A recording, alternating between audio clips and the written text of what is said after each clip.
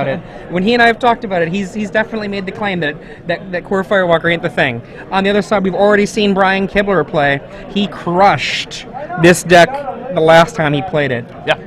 I mean, if his opponent doesn't draw that one Molten Tail Masticore, I'm expecting him to just crush it again.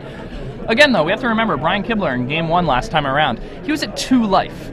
The game was, at one point, his opponent could have just drawn a Lightning Bolt off the top of his library and just killed his opponent. His opponent chose to cast some burn spells on Brian's turn when he could have cast them on his own turn, and that might have cost him the game. I think a player like Patrick Sullivan might have used his burn a little more effectively. There are things like that that can come up a lot of the time. So Brian's deck, while it seems like it's very strong against red, especially with the Crusaders, I don't know if this is necessarily very good for him. I think especially Game 1. I think that it's Game 1. It's kind of a game of inches in a certain sense, because Stagger Shock really just plays out like Flame Javelin a lot of the ways, which is good. And then Burst Lightning also threatens 4 damage, and Kibler does have access to 5 counterspells. But I mean, if you're tapped out or if anything happens, you could just take a lot of burn to the face. We did see Kibler almost lose from 15 life. He was at 15 life, and all of the rest of it was just burned to the face.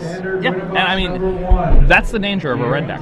Now, interestingly, if his opponent in that match had slow rolled the burn and cast it during the upkeep, what that would have meant is Kibler would have been forced to cast the Mana Leak during his own turn and have been unable to cast Skitherix for the kill that turn, which means then that his opponent would get an opportunity to draw 1 more burn spell.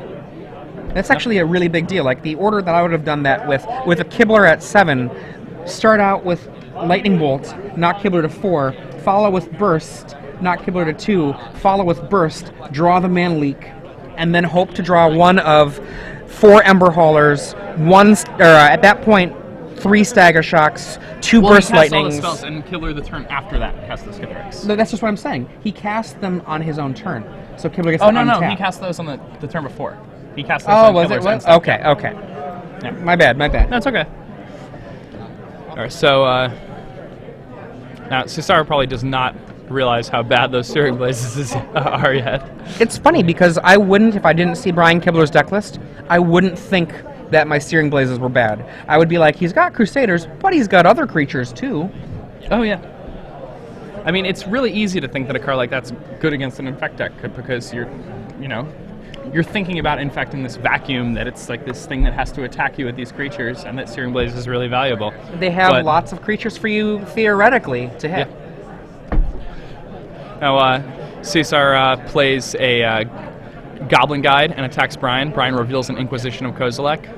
Goes back to the top of his library, goes down to 18. Now, let's see. Not quite sure what's in Brian's hand here. That'd be a Necropede coming down. That makes sense. All right. Cesar is probably going to use his Searing Blaze here to dispatch that Necropede. It's going to shrink his Goblin Guide a bit, which might be a bit frustrating, but seems like that's probably the best card he could play. He may have an Ember Hauler in his hand. I'm not sure if he wants to just trade the Goblin Guide and then play the Ember Hauler. I would do that, honestly. Just that Goblin Guide has so many ways that it can be removed. Just offering the trade and then upgrading would be great. Yeah, it seems like a completely fine trade at this point.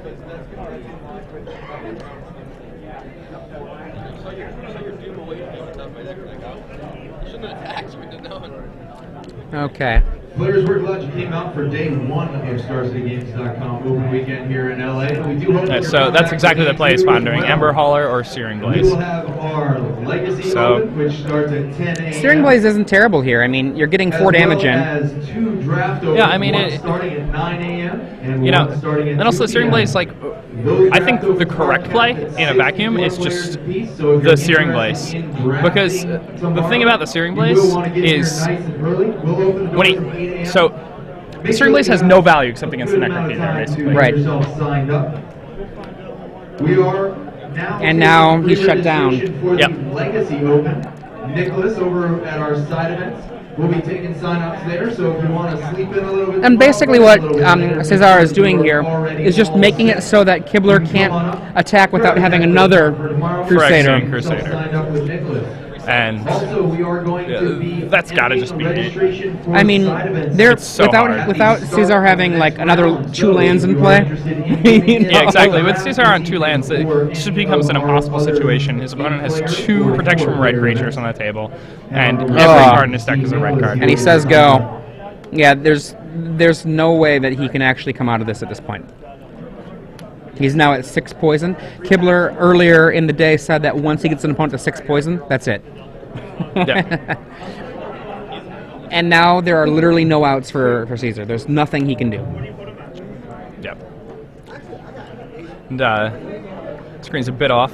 There, I actually there it don't goes. know if there's any card that exists in Magic in Standard that could save him at this point, given his board. You know, like, he can't cast Wrath. He doesn't have 2 planes.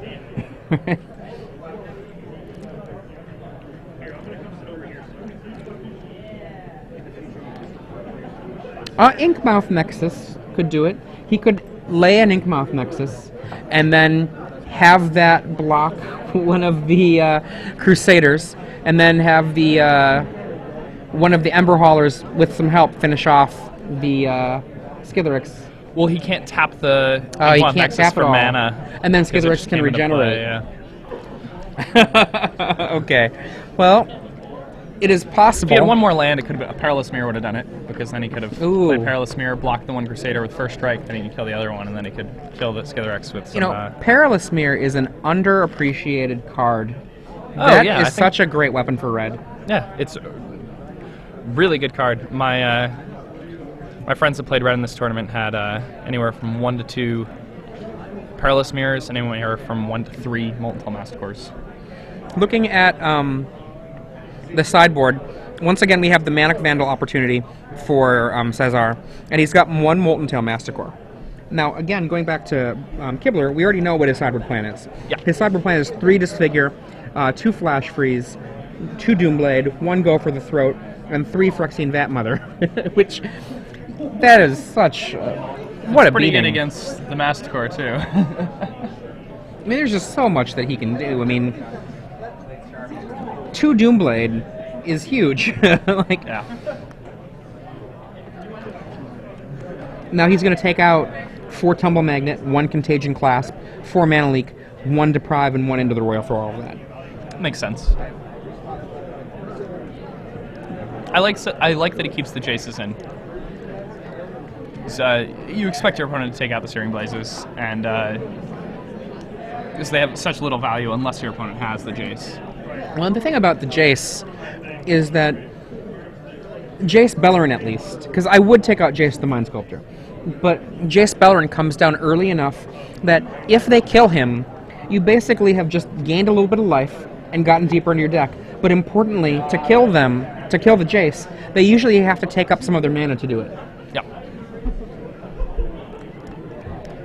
That's the thing, is you're usually getting a turn and some life. out of the Exactly. deal. And that's all And you a really cantrip. want. It's all you want. Like, you know, it doesn't cost you a card because it's replaced itself, and you buy yourself a turn. I mean, in a way, it's almost like a time walk. I mean, a weak time walk. Yeah, I mean... With an upside of if they don't kill it. Holy wow. Wow. Yeah. If they don't kill it, you have yourself an arena that doesn't hurt you against a red deck.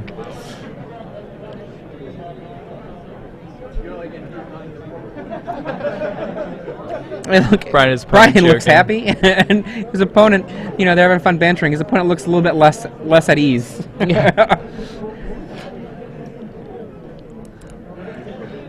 It's got to be pretty cool to be like 6-0. Oh, in a tournament like absolutely. this. And this also just speaks to the power of Patrick Sullivan's list, right? This list continues to succeed, even as people have become more aware of it. Yeah, I mean, we've been watching matches of undefeated players, and this is now the second time we've seen a card-for-card 60. Yeah. It's pretty impressive. I mean, when I look at this list, about the only thing I want to do is find some way to get one more land in this list, but that's probably not necessary. You know, like I keep imagining cutting one Burst Lightning for another mountain. Or maybe a singleton Valakut.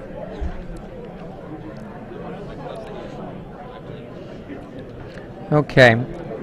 Now, let's pretend, for the sake of argument, that Cesar wins this game, game 2, right? One of the places that he is, then, is he's going to be on the draw for game 3. So, I mean, even if he pulls this game out, which looks to be a disadvantaged game, it's actually going to be pretty rough on him. You know, like, he's got to win on the draw against a deck that is well set up. I mean, he could... 3 disfigure? Yeah. I mean, hell, just even the Phyrexian Vat Mother being able to be on the board, you know... When you only have 3 lands in play. Yeah. It's really rough, because, I mean, the last thing you want to do if your opponent plays a Vat Mother is tap out for a Masticore or a Koth. Yeah. And, I mean, what else do you want to do with 4 mana? Okay. And Brian Kibler is sporting the Ascension sleeves. For those of you who are aware, Brian Kibler is working in the game design lands of Gary Games, and Ascension is an incredible game that Brian Kibler has been a part of promoting and designing. I play a lot of Ascension with my friends. That's a good game. So, turn 1 Goblin Guide from Cesar.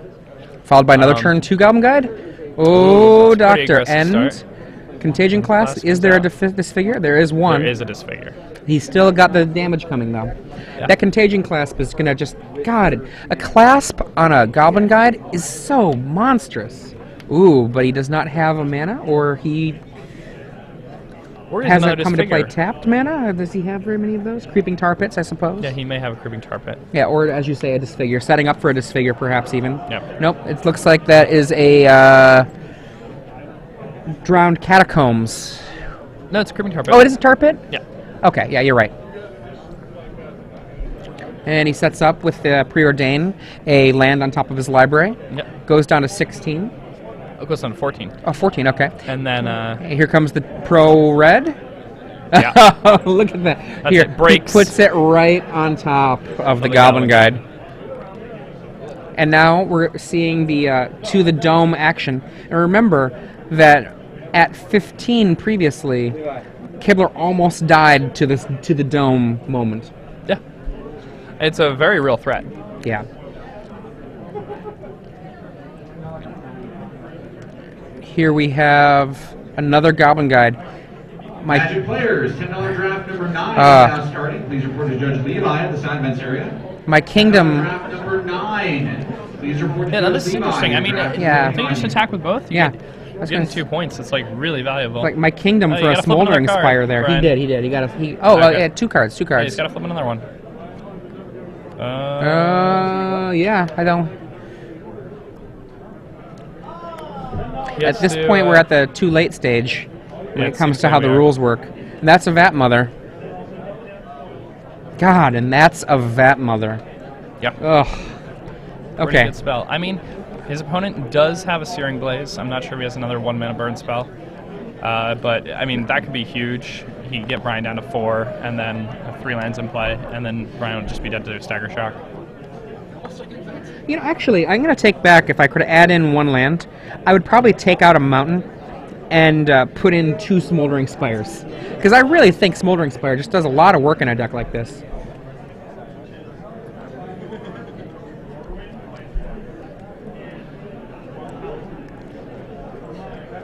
Okay.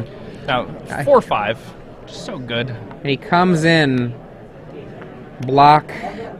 Okay, I lose my thing, and here comes a Searing Blaze to finish off the Vat Mother. 3 and 3, knock you down to 6. It's pretty close. And he says go.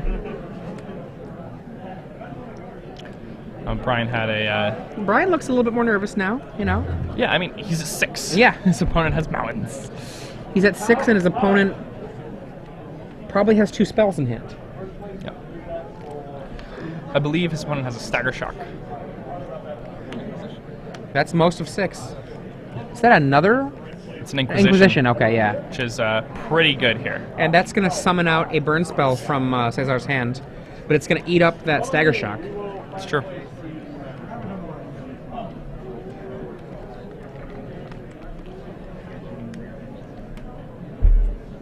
He's using the ever so popular full art mountain. There's a Koth in that hand too. Jeez. His opponent's now at 3. And a Koth threatening to kill a unwary opponent.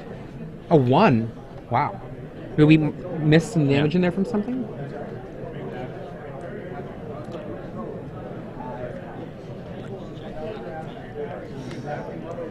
Okay, that says a lot that he's willing to put that. Wow. Okay, I mean, mountain. Yep. Only, so. Mountain to kill the Necropede and get a Koth out there. Okay, it is 3. Okay. So we had that life total correct at first. So it's interesting that Brian chose to play the Necropede with the Doomblade in hand. He it gives his opponent more outs in the form of Searing Blazes. Yeah. And here's the mana for Koth. And Koth will come down and kill that Necropede and make one of his mountains be weaker. That mountain will probably not get activated again. Koth is just such an incredible creature. Oh, yeah. Or Planeswalker. He's Patrick Sullivan. Patrick Sullivan's invitational card. Koth the Hammer. So I have to say Koth is one of the cards I think is one of the best designed cards I've seen in some time when it comes to a Planeswalker that's both powerful and not overwhelming in a way that makes it just ubiquitous. Yes. I mean, in a mono red deck, it's, I'd say, about on the power level of Jace the Mind Sculptor in the decks that Jace is in. It's, when you think about it. I don't think that's unfair. Yeah. You know, and like, its +1 ability is, you know, attacking for 4 is, you know, mana equivalent to a Brainstorm. Yeah. And, you know. Another Necropede, and he's got Doomblade mana available. Players, this is just a reminder. It is against Star City Games policies to buy or sell cards with anyone other than the licensed dealers. Opponent's if you are going to go for that emblem. Buying or selling cards, you will There's be the removed Doomblade. from the event. That's it. 6 poison. A Skithiryx will end it. Yeah. There is no Skithiryx, but a Contagion Clasp will also end it. Contagion Clasp will also end it. And yeah. there it is. There it is. 9-10. Whew. Down to 3. Oh, boy. Brian Kibler living skin of his teeth against these red decks. That's a lot of the ways that it usually goes, though. You know. Oh, like, yeah. I mean, when the red deck doesn't beat you, you're usually at, like, you know, 5 or less when the game ends. Well, unless it's been a complete thrashing. Yeah, or if you I had mean, a core fire. I definitely have had